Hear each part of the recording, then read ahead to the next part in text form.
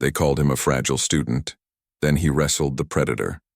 Bare-handed, the xenobiology classroom at Kepler Station buzzed with the usual mixture of alien languages and universal translators. Professor Zithkar, a towering Vorthak with crystalline scales that shifted colors with his mood, gestured toward the holographic display showing various galactic predators. As you can see, his translator rendered his clicking sounds into standard galactic. The shadow maw represents the apex of evolved hunting efficiency. No sentient species has ever survived a direct encounter without advanced weaponry. In the ID back row, Marcus Chen adjusted his glasses and scribbled notes on his datapad. At 19 standard years old and barely 1.7 meters tall, he looked even smaller among his alien classmates. The Krillian students towered over him with their insectoid frames, while the bulky Gornath made him appear positively delicate. "Hey, soft skin." Vextar, a particularly large Krillian, chittered mockingly. "Try not to faint when we get to the really scary ones." Marcus ignored the comment, as he had learned to do over his 2 years at the Interspecies Academy. Being one of only 12 humans in a student body of thousands had taught him patience. Most aliens viewed humans as a curiosity, a young species that had somehow stumbled into faster-than-light travel, but remained physically unimpressive compared to the galaxy's established races. The lecture continued with footage of shadow maws in their natural habitat on Zerion Prime. The creatures moved like liquid darkness, their 6 limbs ending in razor-sharp claws, their elongated skulls housing rows of diamond-hard teeth. Their most terrifying feature was their ability to phase partially out of normal space-time, making them nearly impossible to track or predict. "Note the musculature density," Professor Zithkar continued, his scales shifting to a lecturing shade of blue. "A single shadow maw possesses enough raw strength to tear through military-grade hull plating.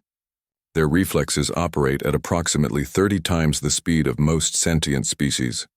Marcus raised his hand. "Professor, what about their weakness to electromagnetic pulses? The research papers mention—" "Theoretical at best," Zithkar interrupted, his scales darkening with dismissal. "Young Chen, I appreciate your enthusiasm, but academic theory rarely translates to practical survival against such apex predators." The class erupted in various forms of alien laughter.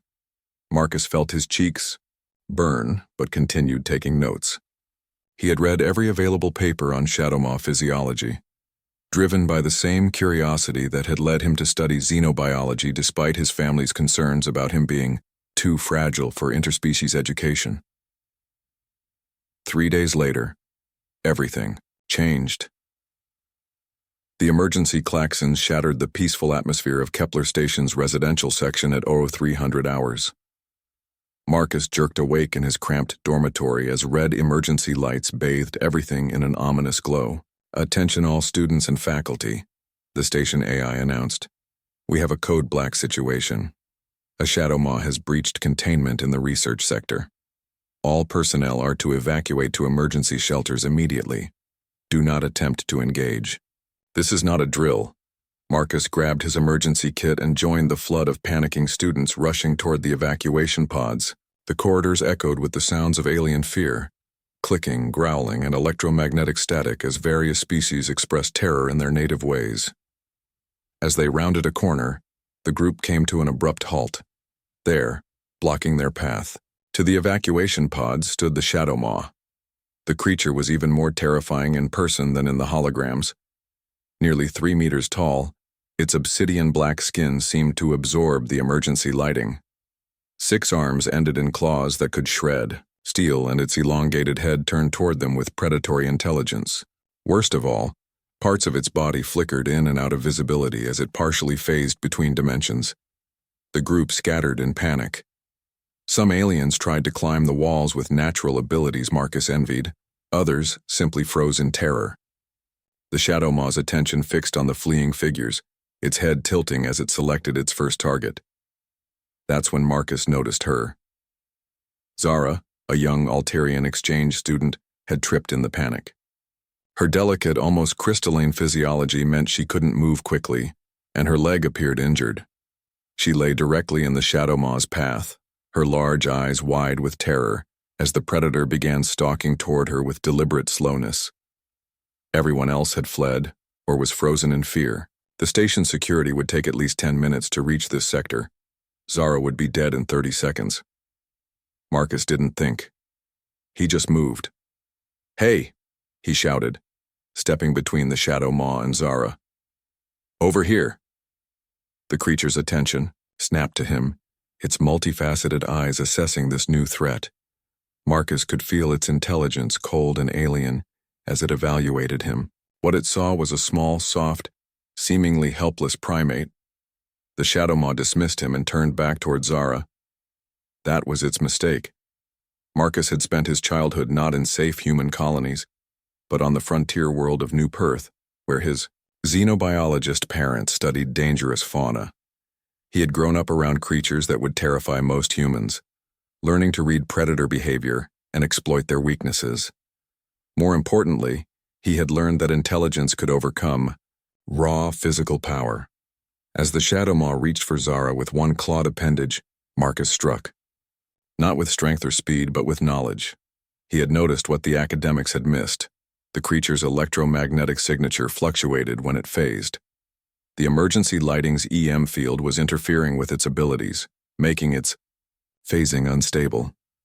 Marcus grabbed an emergency light panel and ripped it from the wall, sparks flying as he tore out the power coupling. The electromagnetic pulse that resulted wasn't large, but it was precisely timed. The Shadow Maw shrieked as its phasing ability destabilized, forcing it completely into normal space-time. Suddenly, it was no longer an interdimensional horror, but simply a very large, very angry predator, and Marcus knew how to deal with those. The creature lunged at him with impossible speed, but Marcus was already moving. His small size became an advantage as he rolled under its massive frame. The Shadow Maw's claws scored deep gouges in the metal floor where he had been standing. Marcus came up behind the creature and did something that would become legend among the interspecies student body for generations to come. He jumped on its back. The Shadow Maw bucked and writhed, trying to dislodge this tiny parasite that had dared to touch it. But Marcus had grown up riding the six-legged razorbacks of New Perth. He knew how to stay on a bucking predator. More importantly, he knew their anatomy. As the creature thrashed, Marcus found what he was looking for, the nerve cluster at the off base of its skull, right where the brainstem connected to the spinal column. It was a vulnerability point mentioned in exactly one research paper, dismissed by most academics as too dangerous to attempt. Marcus drove his thumb into the pressure point with all his strength. The Shadow Maw went rigid, then collapsed, its nervous system temporarily overloaded. It wasn't dead, but it would be unconscious for several minutes, more than enough time for security to arrive with proper containment equipment. Marcus rolled off the creature and immediately went to check on Zara, helping her to her feet as the sound of security boots echoed down the corridor. "How?" she whispered, her voice full of awe. "How did you do that?" Marcus adjusted his glasses, suddenly feeling very tired. "I read the research papers. All of them." When security arrived, they found the scene almost impossible to believe. The most dangerous predator in known space, unconscious on the floor. An injured Altarian student safe and unharmed, and a small human student calmly waiting for medical assistance, looking like he had just finished a particularly challenging exam. The story spread through the station like wildfire, then throughout the Galactic Academic Network. The fragile human who had wrestled a Shadow Maw barehanded became instant legend.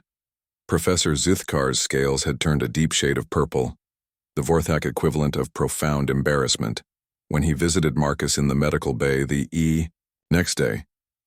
"I owe you an apology, young Chen," he said formally. "I allowed prejudice to cloud my scientific judgment."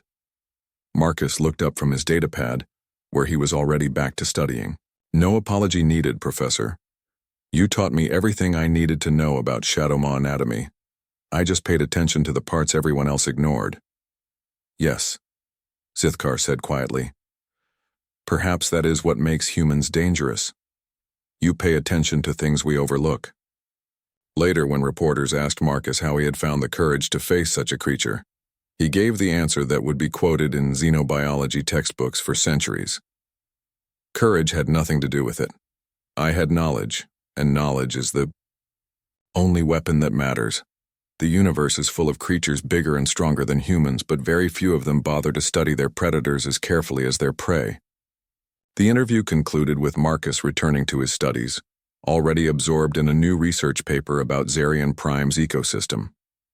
To him, it had just been another day at school, another problem solved through careful observation and applied knowledge. To the galaxy, it was the day they learned that humanity's greatest strength wasn't their technology or their adaptability. It was their refusal to accept that knowledge has limits, and sometimes that was enough to wrestle monsters with bare hands.